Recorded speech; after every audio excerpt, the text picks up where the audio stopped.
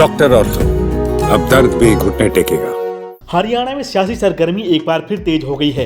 राज्य में भारतीय जनता पार्टी अपने संगठनात्मक ढांचे में बड़ा बदलाव करने जा रही है। पार्टी ने ऐलान किया है कि 6 जुलाई को प्रदेश के सभी जिलों में नए जिलाध्यक्षों की घोषणा कर दी जाएगी। इसके लिए पूरे प्रदेश में तैयारी युद्ध स्तर पर चल रही है।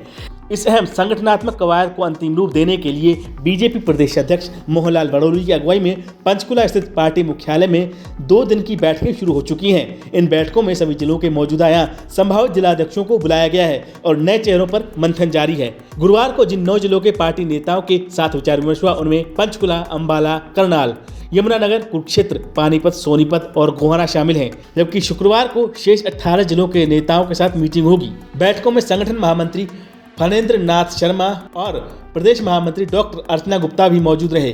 पार्टी का मकसद ऐसे चेहरे सामने लाना है जो बूथ स्तर पर सक्रिय हों और मिशन 29 को मजबूती दें।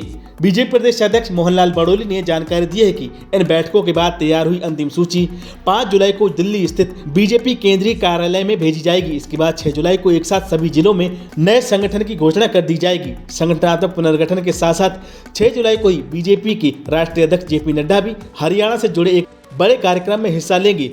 वे कुरुक्षेत्र, झज्जर और सिरसा में बनाए गए पार्टी के नए कार्यालयों का वर्चुअल उद्घाटन करेंगे।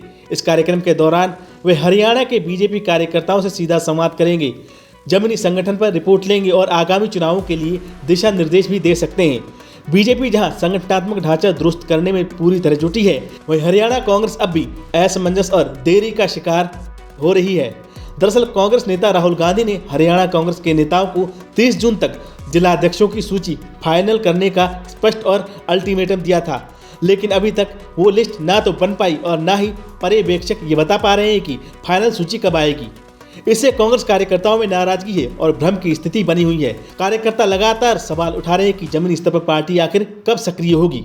गौर करने वाली बात यह है कि हरियाणा में कांग्रेस पिछले 11 सालों से स्थायी संगठन खड़ा नहीं कर पाई है, यानी पिछले 1 दशक से पार्टी संगठनात्मक रूप से अधर में लटकी रही है। हालांकि पार्टी के आंतरिक सूत्र कह रहे हैं कि जुलाई के दूसरे या तीसरे सप्ताह तक हरियाणा कांग्रेस अपने जिलाध्यक्षों की लिस्ट जारी कर सकती है। अगर ऐसा होता है तो इसके बाद ब्लॉक, विधानसभा और प्रदेश स्तर पर भी बाकी संगठनात्मक नियुक्तियां तेजी से होंगी। हरियाणा में आने वाले चुनावों की आहट अब साफ महसूस की जा रही है। बीजेपी रणनीति के साथ मैदान में उतर चुकी है और संगठन को बूथ स्तर तक दोबारा एक्टिव कर रही है। वहीं कांग्रेस अभी भी नाम तय करने की उलझनों में फंसी हुई है।